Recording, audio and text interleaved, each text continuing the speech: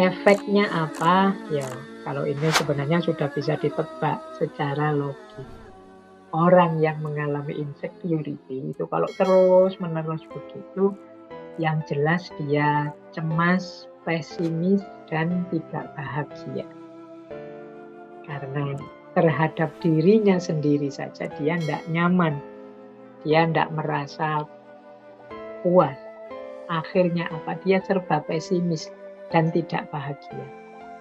Merasa rendah, tidak percaya diri, putus asa, depresi, kesepian, merasa tak berharga. Dalam situasi yang parah, bahkan ada yang, apa sih gunanya aku hadir ke dunia ini? Apa arti keberadaanku? Bahkan ada yang sampai ingin mengakhiri hidup. Makanya tadi saya bilang, yuk kita bareng-bareng untuk lingkungan kita, untuk sekeliling kita, saling membantu untuk menegaskan diri kita bahwa kita ini manusia-manusia yang sama-sama berharga. Kalau hari ini kan banyak itu pertarungan saling menjatuhkan, saling merendahkan. Nah ini menurut saya eman-eman waktu dan energi kita untuk saling bertarung, saling menjelekkan, saling menjatuhkan. Akan lebih kondusif, nyaman, enak hidup ini kalau kita saling mendukung, saling menguatkan, saling menumbuhkan rasa percaya diri bahwa kita mampu, kita bisa. Jangan sampai nanti generasi yang akan datang lahir menjadi generasi yang serba cemas, pesimis, rendah diri, depresi, kesepian.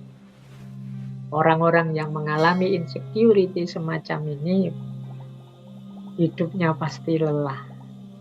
Lelah itu karena dia mikir dirinya sendiri yang tidak memenuhi standar-standar seperti yang dia harapkan.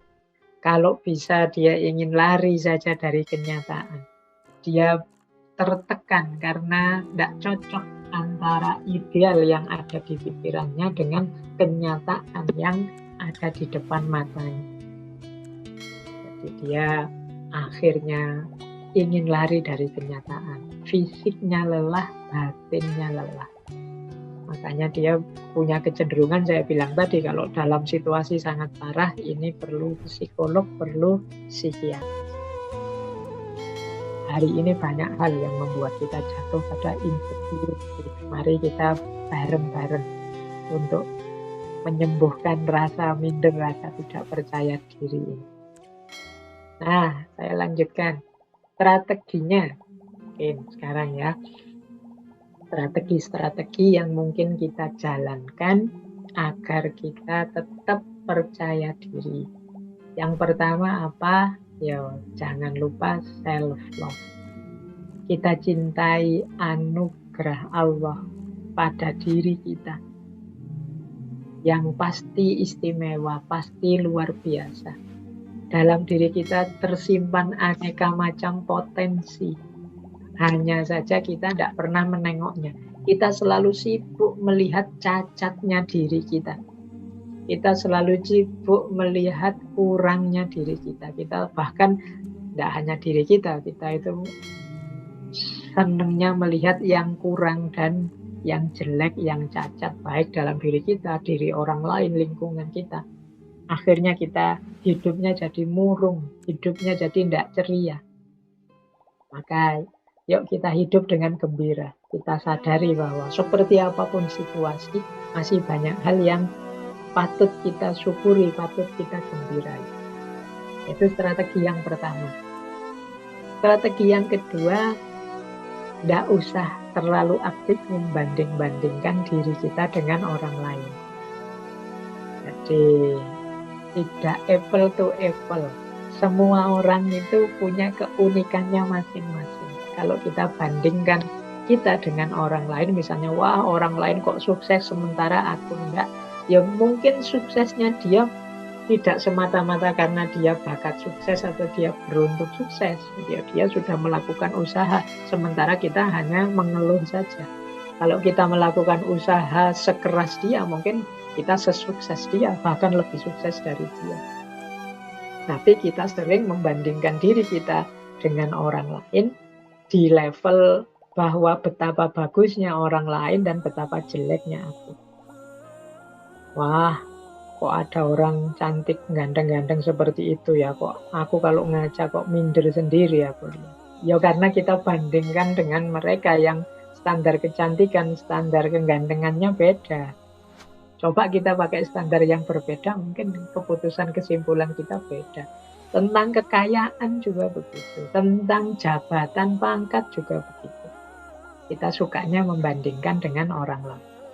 Maka untuk biar kita tidak jatuh pada insecurity, yuk mari latihan untuk tidak membanding-bandingkan diri kita dengan orang lain terus-menerus.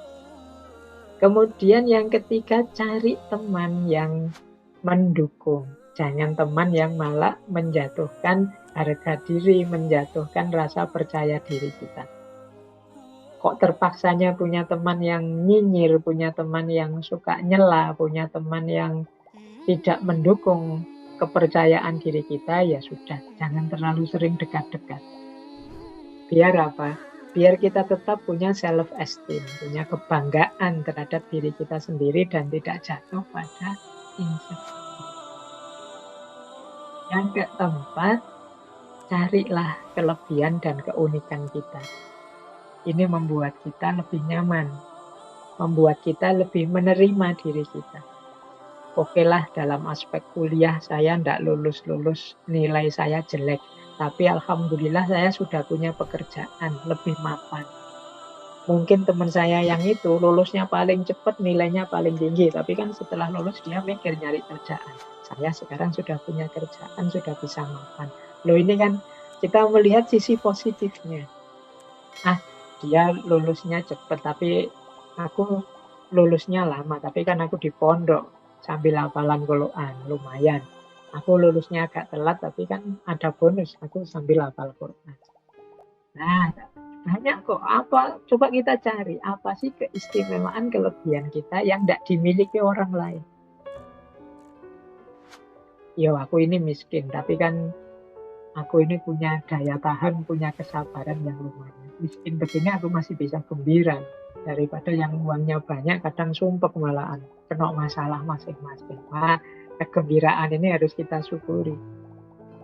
Nah, ini yang harus kita banyak temukan dari diri kita. Biar tidak isinya mengeluh. Kalau kita sudah bisa menemukan kelebihan, keunikan, saatnya kemudian untuk kita bersyukur. Mari kita syukuri. Orang yang bersyukur itu orang yang bahagia. Orang insecure itu sulit bersyukur karena dia melihat kurangnya diri, kesulitannya dirinya saja.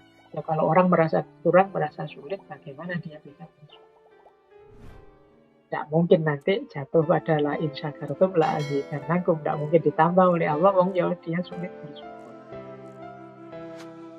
Nah, ya seperti pertemuan sebelumnya. Para filosof pun ya rame membahas tentang insecurity ini. Banyak yang mendalam membahas tentang insecure. Misalnya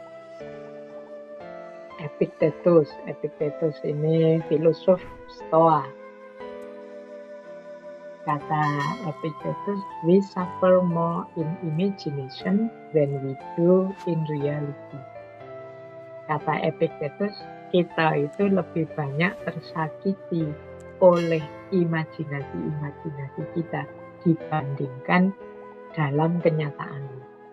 Jadi rasa tidak percaya diri tadi, rasa yang membuat kita tersakiti, membuat kita kecewa, membuat kita tidak nyaman, tidak aman dengan diri kita sendiri. Kalau pakai pikirannya Epictetus itu ya karena kita itu termakan oleh imajinasi kita sendiri.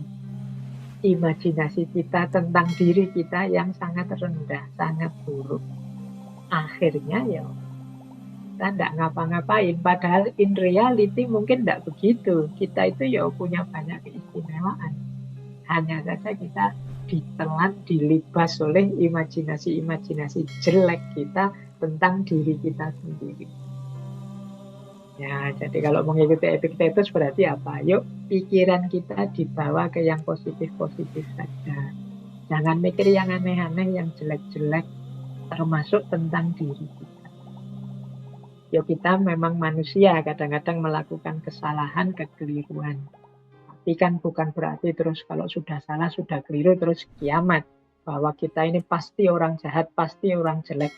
Tidak begitu. Kita masih punya daya dan kekuatan untuk melanjutkan hidup sebagai orang baik. Tinggal kita mengganti gaya hidup, mengganti pola hidup. Kan rumusnya di situ sebenarnya. Cuma label-label imajinasi-imajinasi yang kita tempelkan dalam diri kita, ini kemudian sering menghalangi langkah kita untuk berubah jadi lebih baik. Kita sudah menyerah dengan label, aku ini orang bodoh. Kita menyerah dengan label, aku ini orang tidak mampu. Kita menyerah dengan label, aku ini orang lemah. Ya selesai. Kalau kita sudah menyerah di situ, masuk ke lubang insecurity. Kemudian ini dilengkapi oleh pandangannya Dalai Lama. Kata Dalai Lama, lack of transparency result in distrust and a deep sense of insecurity. Kurangnya keterbukaan akan membuahkan ketidakpercayaan dan insecurity yang dalam.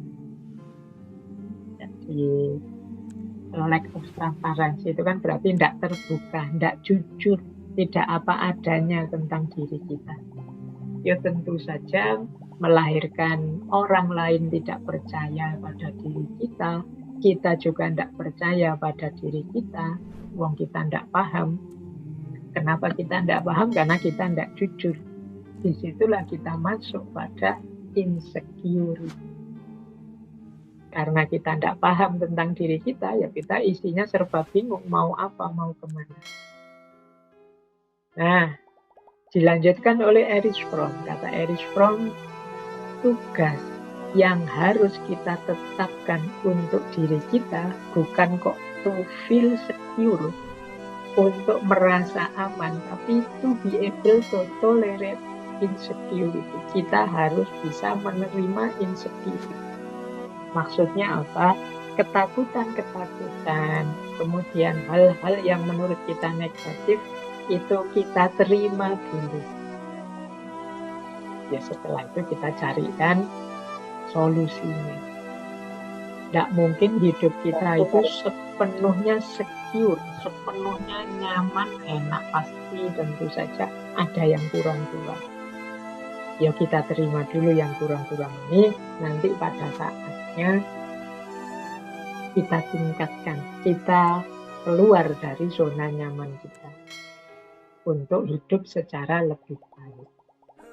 Nah, dipungkasi oleh Osho, kata Osho, kuncinya kita lepas dari insecurity adalah expectation, harapan.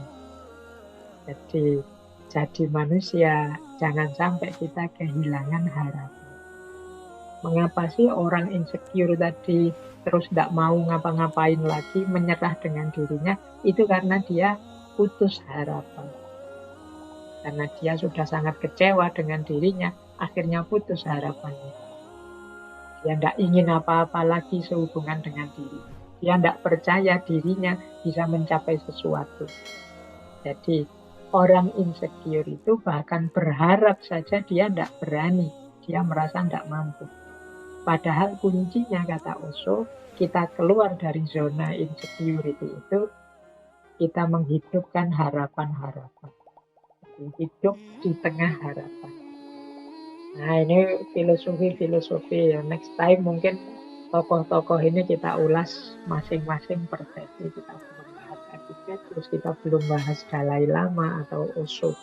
Nanti kita perdalam gagasan beliau-beliau ini di satu sesi khusus entah kapan. Nah, untuk insecurity saya pungkasi dengan satu tips agar kita kuat dan tangguh saat kita melawan insecurity. Yang menguatkan diri kita dalam situasi insecure Yang pertama adalah kebenaran dan kebaikan. Maksudnya apa? Usahakan meskipun kita ini ada dalam situasi insecure, merasa kita tidak pantas lah, merasa kita tidak berguna lah, merasa kita tidak mampu lah, tapi tetap usahakan kita di jalur kebenaran dan kebaikan, jangan sampai membuat kita keluar jalur, membuat kita melakukan hal-hal yang salah, yang dosa, yang merusak, yang maksiat, dan lain sebagainya. Karena begitu kita melakukan itu, akan bertambah dalam lubang insecurity dalam diri kita. Begitu kita melakukan dosa yang tambah banyak, kesalahan yang kita sengaja tambah besar, ya kita akan semakin dalam jatuh pada insecurity. Maka usahakan dalam upaya kita menaklukkan insecurity, kita tetap ada di jalur kebenaran dan kebaikan. Yang kedua, kuatkan tekad dan tujuan. Jadi, ada kalanya obat paling ampuh dari rasa tidak berdaya itu ya kita awali dari pernyataan afirmasi diri bahwa aku ini sebenarnya bisa kok, aku ini sebenarnya mampu kok, aku ini sebenarnya ya punya kapasitas kok. Ini namanya tekad dan tujuan. Ini akan menguatkan perjuangan kita. Kemudian yang ketiga, cinta dan kegembiraan. Jadi, mari melakukan apapun dalam koridor cinta dan gembira. Cinta itu maksudnya tidak sekedar menuruti keinginan-keinginan egois kita, tapi juga kita memikirkan manfaat maslahat hidup kita untuk yang lain, untuk sesama. Ini berarti koridornya koridor cinta. Aku kok merasa lemah ya, aku merasa tidak pantas ya. Tapi kalau aku tidak turun, kalau aku tidak terjun, nanti orang-orang siapa yang bantu? Masyarakat siapa yang mendampingi? Nah, ini kan kepedulian sosial, kepedulian sesama. Ada rasa cinta yang tidak egois untuk sesama. Nah, ini akan menguatkan perjuangan kita. Akhirnya mau tidak mau, akhirnya kita menawarkan insecurity tadi yang ada dalam diri kita. Nah, yang keempat, tawakal dan menerima. Ini pasti. Sebenarnya ini boleh ada di awal penerimaan. Jadi, sebenarnya aku mampu kok. Mungkin hanya belum keluar saja. Sementara situasiku masih begini, tapi aku yakin besok aku jadi lebih baik. Nah, ini penerimaan, tawakal terhadap apapun yang diberikan oleh Allah. Ini pertarungan kita melawan insecurity akan didukung, dikuatkan oleh 4 karakter ini. Jadi mari kita kembangkan hidup yang on the track terus-menerus, on the right track terus-menerus, dalam kebenaran, kebaikan. Kita kuatkan tekad kita kuatkan kegembiraan, hidup dalam cinta, dan juga penerimaan. Nah, hati-hati dengan yang melemahkan. Yang melemahkan itu berarti akan membuat kita semakin dalam jatuh pada aspek insecure. Yang pertama adalah pamrih dan ketergantungan. Pamrih itu melakukan apa-apa karena ada hal di luar diri yang dituju, yang diinginkan. Ini namanya pamrih. Aku membantumu biar kamu puji bahwa aku ini dermawan. Aku menolongmu biar kamu puji bahwa aku ini peduli sesama. Nah, ini ada pamrihnya. Ketika ada pamrih-pamrih seperti ini, biasanya sulit untuk mengobati insecurity. Karena diri kita tidak bisa dibohongi bahwa yang kita lakukan itu sesuatu yang tidak murni. Sesuatu yang berpamrih. Apalagi ketergantungan. Ketergantungan itu ya, kita tidak bisa lepas dari sesuatu. Kita tidak bisa ditinggalkan sesuatu yang sifatnya duniawi tentunya. Yang satu-satunya ketergantungan itu kan yang positif, ketergantungan kita pada Allah, Allahus Somad. Ini akan melemahkan insecurity. Semakin kita tergantung pada yang di luar diri kita, semakin muncul kesadaran bahwa aku ini lemah. Ketika tidak ada yang mendukungku, yang tadi membuatku tergantung tadi. Maka penting kita cari apa sih yang membuatku tergantung. Kalau bisa ya kita sapih. Kalau bahasa Jawa ini disapih, kita lepas sebentar.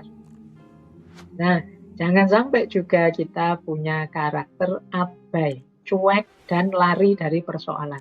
Banyak orang yang sebenarnya dia tahu dia punya insecurity, tapi terus dia gayanya seolah-olah tidak ada apa-apa.